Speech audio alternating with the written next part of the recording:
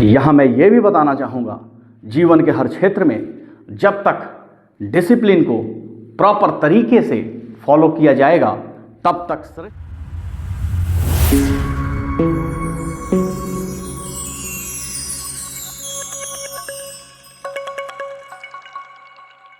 Good morning friends.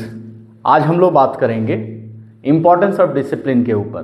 तो दोस्तों, मैं आपको बताना चाहूँगा कि जीवन में कोई भी बड़ी सफलता अगर आप सोच रहे हैं, उसके लिए बेहद ज़्यादा ज़रूरी है कि आप अपने जीवन को अनुशासित तरीके से जिएं।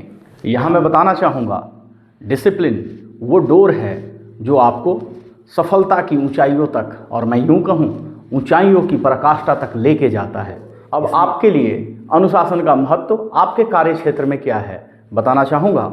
आप जिस भी लक्ष्य का पीछा कर रहे हैं या आप जो भी उपलब्धि पाना चाहते हैं, उस उपलब्धि को पाने के लिए जो काम डिसाइड किया गया है, या आपने जो अपना डेली रूटीन डिसाइड किया है, या फिर जो उस संस्था का डिसिप्लिन है आपके काम को लेके, वो आपको 100% मानना पड़ेगा।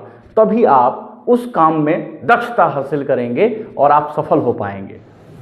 डिसिप्लिन को और गंभीरता से समझने के लिए मैं आपको बताना चाहूँगा, my dear friend, life is like a beautiful painting.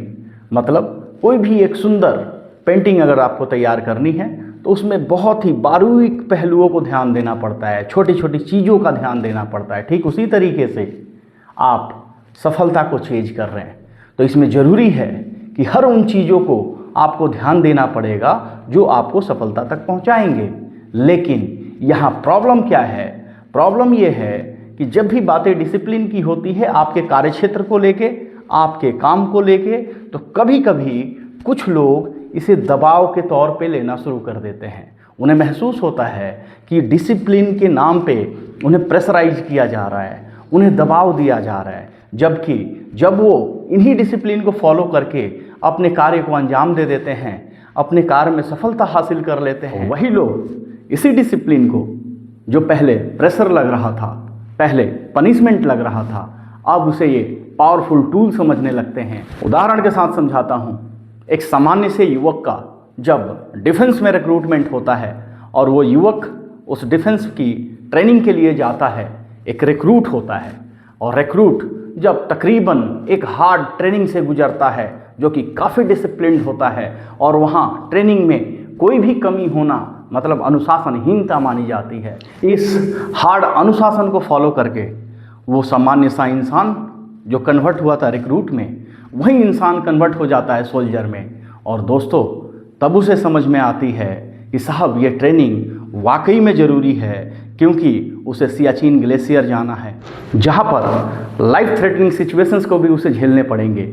लेकिन वो सोल्जर अब डरता नहीं है, अब वो तैयार है इन परिस्थितियों को झेलने के लिए, क्योंकि उसने डिसिप्लिन के साथ अपनी ट्रेनिंग को पूरा कर लिया है। तो दोस्तों, न केवल डिफेंस की बातें मैं करूँगा, यहाँ मैं बात करूँगा एक घर हो, एक समाज हो, एक संस्था हो, या फिर एक देश हो, अगर यहाँ भी डिसिप्लिन का हनन हुआ तो ये चीज़ें भी नहीं चलती है।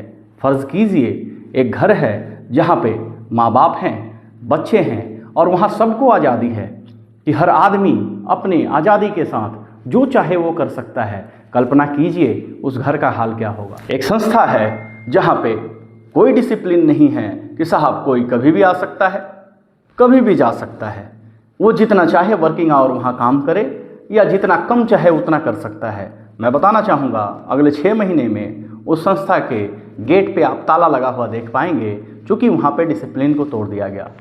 आप कल्पना कीजिए देश से ट्रैफिक रूल्स को हटा दिया जाए, अब आप खुद सोचिए यातायात का कंडीशन क्या होगा। आप कल्पना कीजिए कि देश से गैर कानूनी काम करने वालों को पूरी फ्रीडम दे दिया जाए कि साहब आपके इनडिसिप्लिन एक्टिविटीज़ पे कोई भी कानून आपका कुछ भी नहीं बिगाड़ेगा। आप खुद सोचिए, घरों से बाहर निकलना मुश्किल हो जाएगा। डिसिप्लिन का ये रोल है साहब। यहाँ मैं ये भी बताना चाहूँगा, जीवन के हर क्षेत्र में जब तक डिसिप्लिन को प्रॉपर तरीके से फॉलो किया जाएगा तब तक सृष्टि का संतुलन बना रहेगा। और जैसे ही इनडिसिप्लिन एक्टिविटीज़ बढ़ जाएंगी, चाहे वो आपका व्यक्तिगत काम हो, चाहे वो आपके व्यक्तिगत प्रोफेशन से रिलेटेड हो, चाहे समाज से रिलेटेड हो या संस्था से रिलेटेड हो, उसका ध्वस्त होना बिल्कुल तय है। अंत में आपको यही बताना चाहूँगा, आप अपने लाइफ को अनुशासित करें और लाइफ में जो अनुशासन आपने बना लिए अपने जीवन को जीने के लिए, उसे 100% पूरा करने का प्रयास करें। अनुशासन को कभी भी बोझ ना समझें, क्योंकि अनुशासन ही वो मार्ग है जो आपको उपलब्धि तक लेके जाएगा।